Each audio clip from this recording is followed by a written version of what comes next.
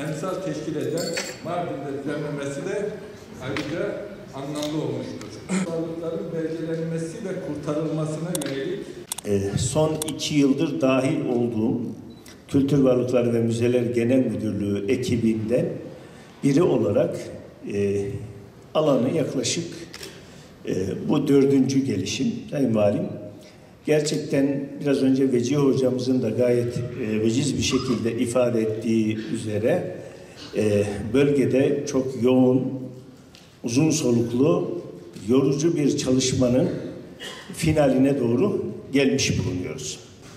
Değerli konuklar, konuşmalarını yapmak üzere Mardin Valisi ve Büyükşehir Belediyesi Başkan Vekili Sayın Mustafa Yaman'ı kürsüye davet ediyorum. Tabii çok önemli bir projeydi. Ilısu Barajı ve HES projesi. Allah'a şükürler olsun bitti. Tabii bu projenin bir önemi var. Herkes farklı şeyler söylese de.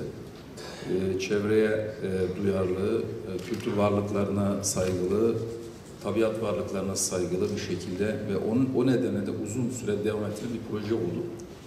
Bundan dolayı da emeğe geçen herkesi kutlamak istiyorum.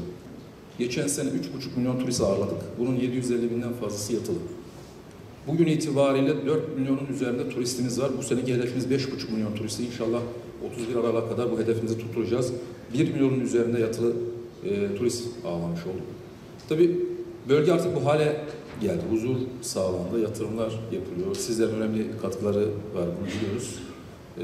Artık başta bu destinasyonun merkezi Mardin olmak üzere bölgedeki bütün şehirlerde huzur var.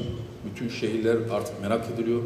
Bu destinasyon Türkiye'de en fazla görülmesi istenen destinasyonların başında geliyor. Ben bundan dolayı da sizleri kutluyorum. Bu sempozyumun hayırlı olmasını diliyorum. Hepiniz tekrar hoş geldiniz. Emeğe geçen herkesi kutluyorum. Bölgede özellikle birçok höyük kazıldı. Dolayısıyla bu höyüklerden Neolitik çağ varıncaya kadar birçok dönemi belgeleyen, işaretleyen eserler çıktı. Biraz önce ifade ettim. Hasankeyf Müzesi'nde bugün sergilemeye başladığımız 3000'in üzerinde eser, ama biraz önce yine içerideki konuşmamda da belirtmiştim, 24.000'e yakın eser bulunmuş oldu. Bunların bir kısmının konservasyon ve restorasyon çalışmaları devam ediyor.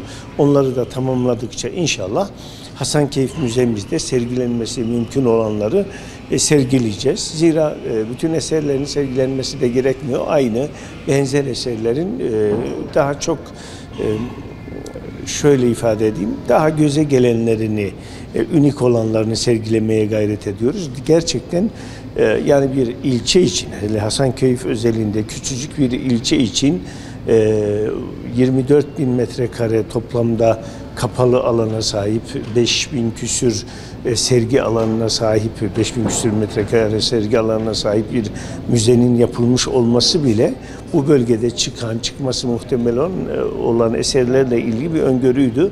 Aynen gerçekten de biraz önce ifade ettim. 24.000'in üzerinde eser çıkarak da gerçekten bölge aynı zamanda buradaki kültürel alanlar cömertliğini göstermiş oldu. Dolayısıyla şimdi o eserleri görme zamanı.